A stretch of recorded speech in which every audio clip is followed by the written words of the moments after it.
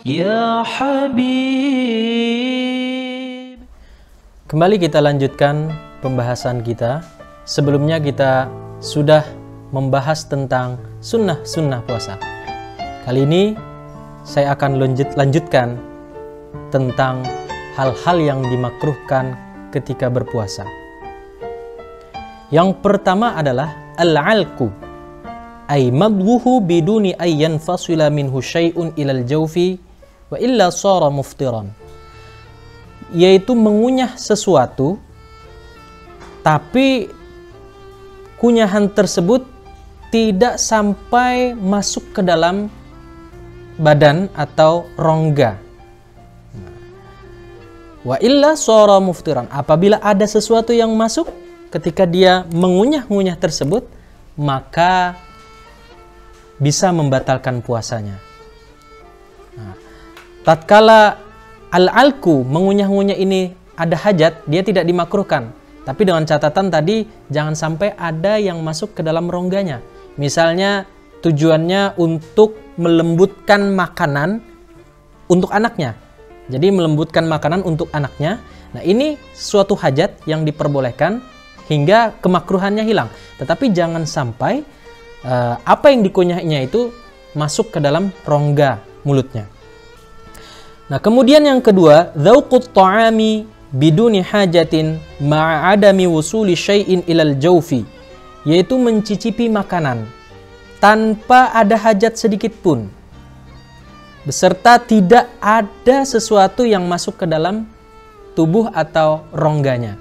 Nah, kalau ada hajat tidak dimakruhkan. Nah, tapi dengan catatan jangan sampai ada yang masuk ke dalam rongganya. Yang ketiga, hal yang dimakruhkan ketika berpuasa yaitu al-ihtijamu. Dalam satu kitab yang lain disebutkan al-faslu. Apa itu al-ihtijam? Wa huwa ikhrajud dam, mengeluarkan darah. Fayukrahu khurujam minal khilafi. Nah, mengeluarkan darah ketika berpuasa atau dalam bahasa lainnya berbekam. Berbekam. Nah, ini menurut satu pendapat ulama yang lain itu membatalkan puasanya kalau berbekam. Tapi dalam madhab Syafi'i dimakruhkan. Ada lagi bekam dengan al-fasdu. Al-fasdu itu mengeluarkan darah dari saluran pembuluh pena. Nah, jadi al-fasdu, al-hijamah itu sama-sama dimakruhkan. Kenapa dimakruhkan? Karena yang demikian itu dapat membuat lemas badan loyo ketika berpuasa. Nah, baik dia membekam dirinya sendiri atau membekam orang lain, itu sama hukumnya, mendapatkan kemakruhan. Yang keempat, hal yang dimakruhkan adalah majjul ma'i ba'dal iftari, ay ikhrajuhu minal fam, fayadhhabu ma bihi min barakatis shaumi. Mengeluarkan, memuntahkan, membuang air yang pertama kali ditelannya ke mulut setelah dia memulai berbuka puasa. Maka jangan sampai ketika kita mulai berbuka puasa, minum air tegukan pertama, kita muntahkan, kita keluarkan, itu makruh hukumnya. Kenapa dimakruhkan? Karena itu dapat menghilangkan keberkahan puasa. Keberkahan puasa yang pertama kali kita buka dengan air atau minum. Yang kelima, hal yang dimakruhkan adalah al-ghuslu bil inghimasi, walau kana al-ghuslu wajiban. Yaitu mandi dengan menyelam dalam air. Misalnya di dalam kolam renang kita mandi atau di sungai. Sekalipun mandinya tersebut mandi yang wajib. Mandi wajib. Kenapa dimakruhkan? Karena bisa dikhawatirkan air-air yang ada di sungai atau di kolam tersebut yang meliputi seluruh tubuh kita bisa masuk ke dalam rongga-rongga yang terbuka dalam tubuh kita. Seperti telinga atau hidung atau lubang dubur. Nah, itu diantara hal-hal yang dikhawatirkan kalau saat mandi menyelam dalam air, kemasukan air tersebut ke dalam tubuh kita. Nah, kemudian yang keenam, as-siwaku ba'da zawali, li'annahu yudhibu raihatal fami, yaitu bersiwak atau bersikat gigi setelah masuk waktu zuhur. Nah, kenapa jadi dimakruhkan? Karena itu dapat menghilangkan bau mulut orang berpuasa. Bau mulut orang berpuasa semakin pekat itu semakin disukai Allah. Nah, Jadi jangan sampai kita hilangkan bau mulut tersebut dengan bersiwak atau bersikat gigi.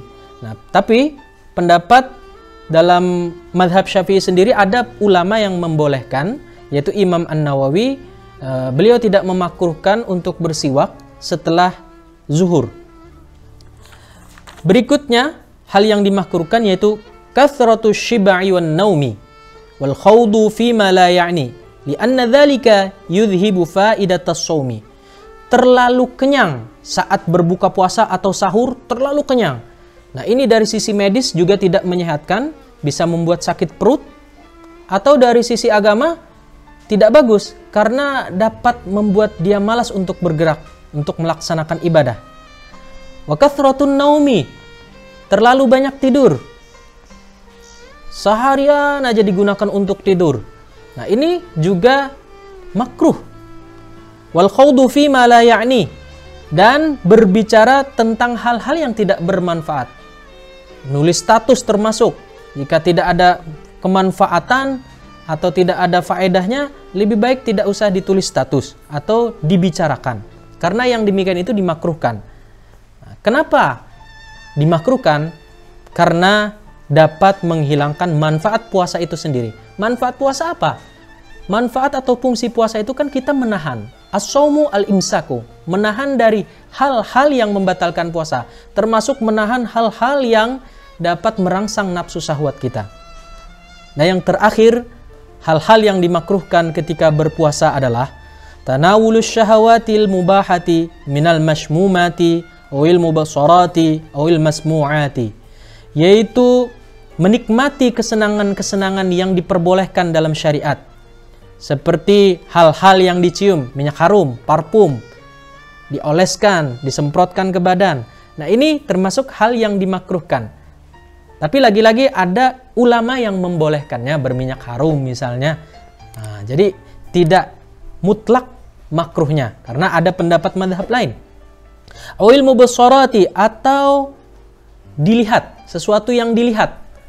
Nah, misalnya seorang wanita melihat koleksi barang-barang di Instagram, kue, makanan, dan lain sebagainya. Nah, itu kan hal-hal yang menyenangkan, yang dinikmati oleh mata. Nah, ini juga dimakruhkan. Atau hal-hal yang didengar oleh telinga.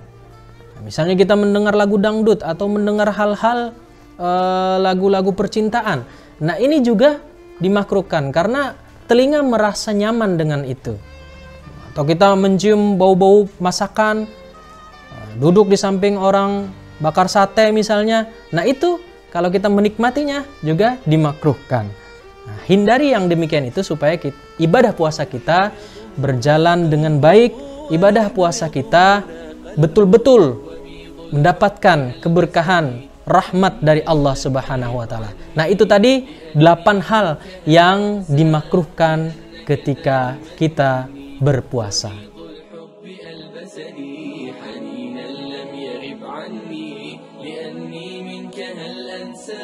بأنك دائما مني